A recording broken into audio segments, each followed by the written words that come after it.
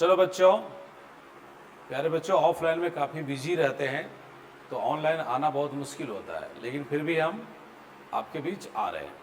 तो आज आपको हम कुलम्स लॉ पे कुछ क्वेश्चन सॉल्व करने जा रहे हैं। दरअसल अभी बैच में रनिंग है तो कुछ क्वेश्चन आपको सॉल्व करके दिखाते हैं कुलम्स लॉ से रिलेटेड। चलिए देखिए, थंबनेल आप देख ही पा रहे हैं जिसमें कुछ क्वेश्चन आपको सॉल्व करते हैं। देखिए, बहुत ही सुंदर क्वेश्चन एक है, इस क्वेश्चन को हम सॉल्व करने जा रहे हैं। बहुत ही बढ़िया है ये question, S C Verma book का है, बहुत अच्छा क्वेश्चन है। क्वेश्चन कहता है two equally charged identical metal sphere repel each other with a force of 2 × 10⁻⁻5 Newton.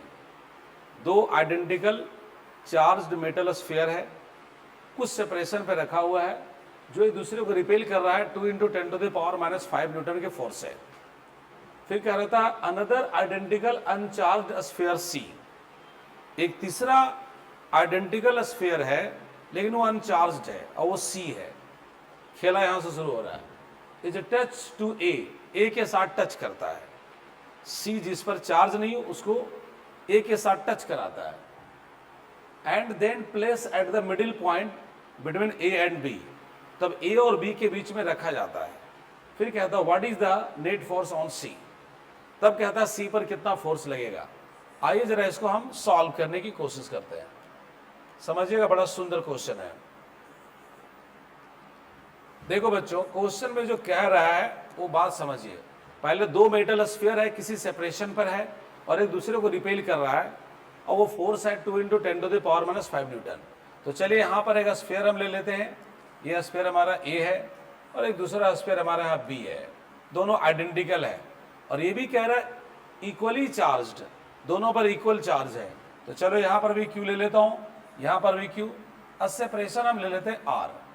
और कहता है दोनों के बीच में जो फोर्स लग रहा है, रिपेल कर रहा है, मतलब दोनों लाइक चार्ज है, वो है 2 × 10⁻⁵ न्यूटन।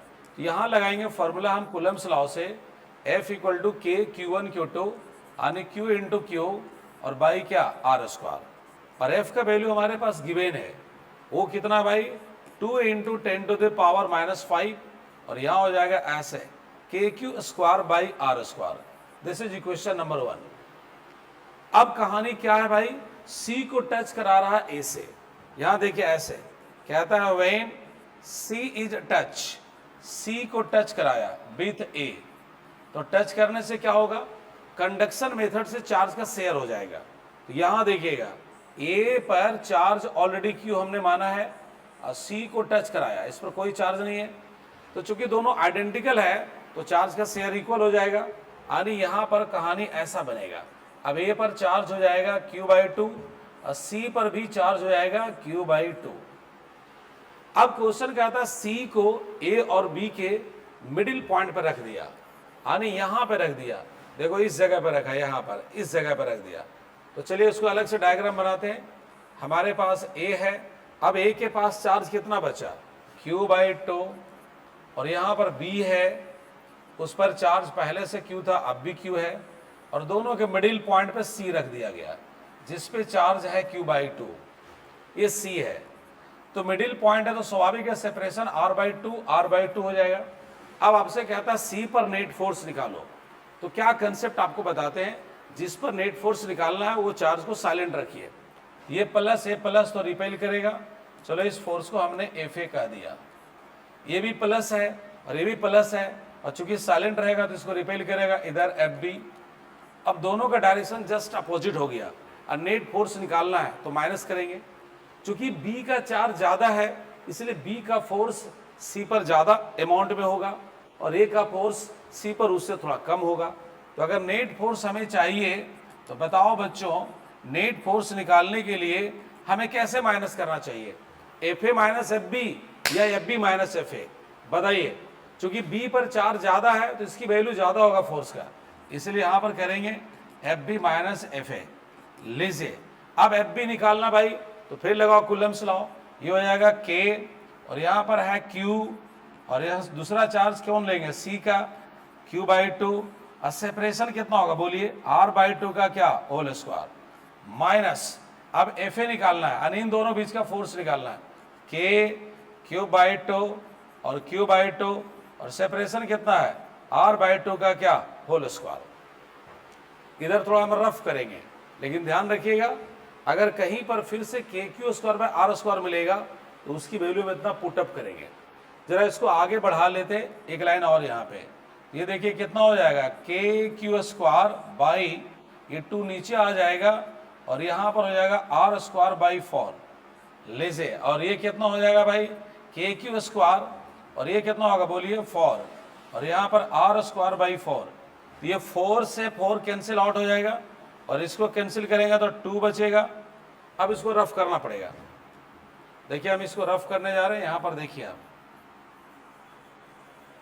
लीजिए, अब हमारे पास क्या वैल्यू बचेगा भाई वो जरा देखो, ये देखो इसको कटिंग किया 2 नीचे आया तो 2 ऊपर चला जाएगा, ये हो जाएगा ऐसे 2 के क्यू स्क्वायर बाई क्या आर स्क्वायर, माइनस यहाँ पे 4 से 4 कैंसिल हो गया तो बचा कितना बोलिए तो के क्यू स्क्वायर बाई क्या आर स्क्वायर।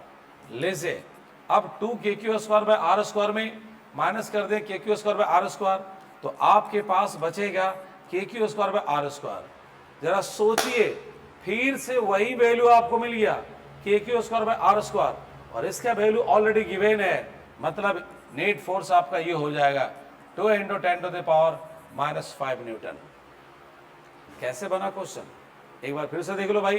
क्वेश्चन क्या कह रहा था, दो मेटल का आइडेंटिकल स्फीयर है ए और बी, दोनों इक्वली चार्ज्ड है और रिपेल कर रहा है, इसका मतलब दोनों पर चार्ज का अमाउंट भी सेम है और नेचर भी सेम है क्योंकि रिपेल कर रहा है, और वो कितना फोर्स है 2 × 10⁻⁻⁵ न्यूटन।